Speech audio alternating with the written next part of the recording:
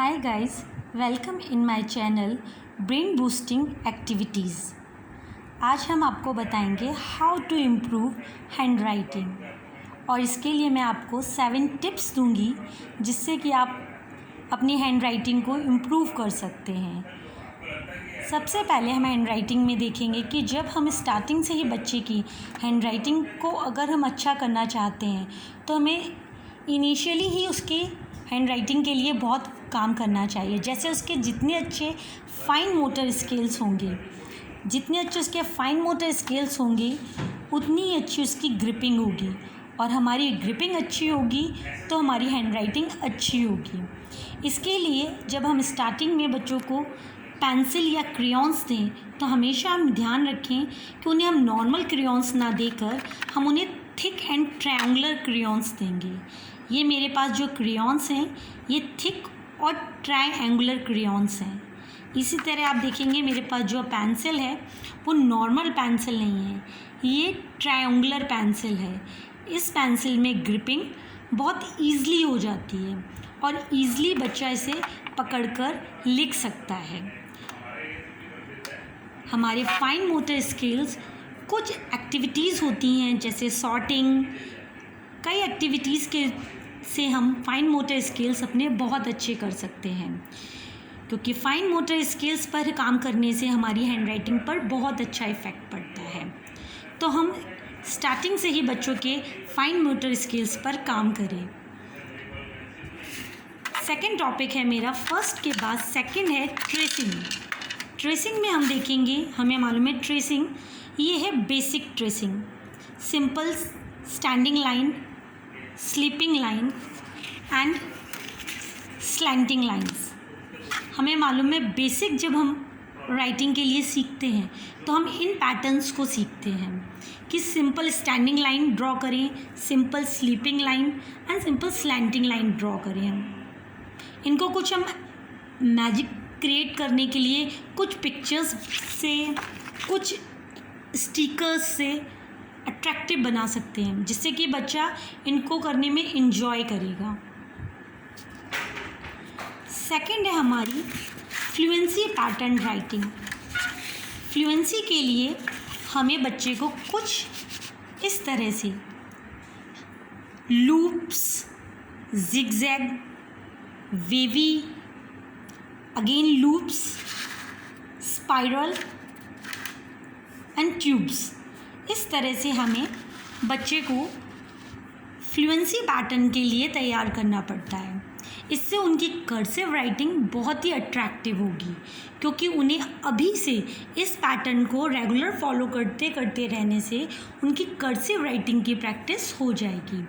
अगर आप उन्हें डेली ये वर्कशीट कराती हैं कि उन्हें घर पर लूप्स, जिगजैग, वेवी, स्टार्टिंग में पहले क्रेयॉन्स से, देन पेंसिल कलर से आप उन्हें ये प्रैक्टिस कराएंगे। जैसे आपने देखा है मैंने इस तरह से different shapes, spiral, loops draw किए हैं।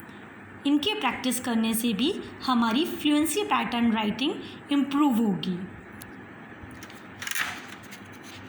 राइटिंग स्किल्स को डेवलप करने के लिए हम और भी कुछ काम कर सकते हैं। जैसे कि आप देखेंगे मैंने इसको बनाया है, इसमें ट्री, एक पिक्चर बना के मैंने ड्रॉ किया है ताकि हम बच्चे को कुछ स्टोरी भी क्रिएट कर सकें। जैसे ये ट्री है और आप देखेंगे ऊपर मैंने बटरफ्लाई ड्रॉ की है, तो और ये फिर एक लंबा सा मैंने लूप ड्रॉ किया है।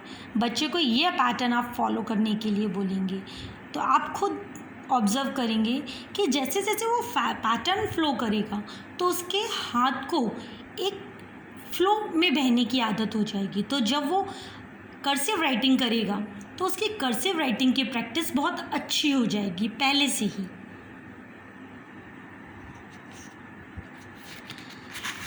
अगेन आप देखेंगे मैंने कुछ इस तरह से कर्व बनाए हैं, इन कर्व्स को ड्रॉ करना है।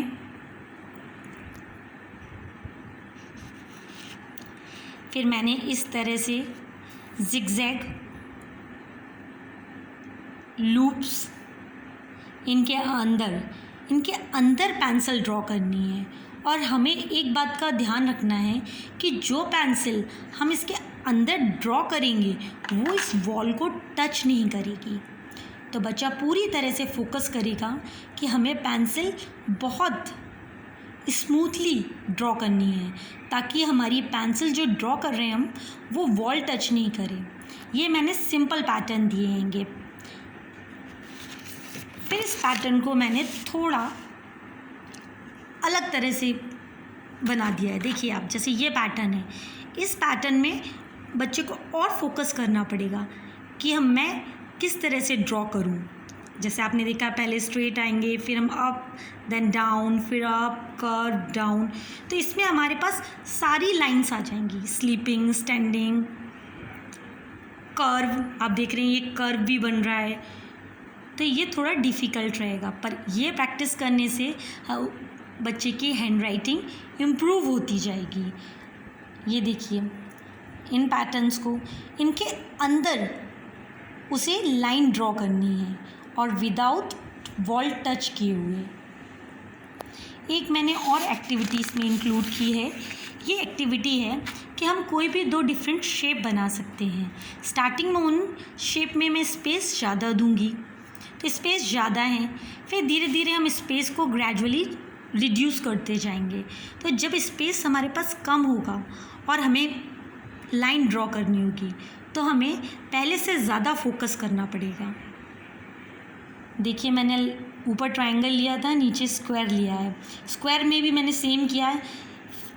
स्टार्टिंग में मैंने स्पेस ज़्यादा दिया है, फिर मैंने स्पेस उससे कम कर दिया है, धीरे धीरे मैंने स्पेस रिड्यूस करती गई हूँ मैं। यहाँ पे सबसे कम स्पेस है, तो यहाँ पे बच्चा जब ड्रॉ करेगा लाइन, तो पूरा फोकस करेगा कि उसकी लाइन बहुत स्मूथली ड्रॉ हो जाए, है ना। तो ये 7 टिप्स यदि आप फॉलो करते हैं रेगुलर, तो आप देखेंगे कि जब स्टार्टिंग से ही आपका बच्चा ये सारे पैटर्न को फॉलो करेगा, तो आगे जाकर उसकी हैंड राइटिंग बहुत अच्छी होगी। I hope you like my videos. If you like, please like and subscribe my channel Brain Boosting Activities. Thank you so much. Bye bye.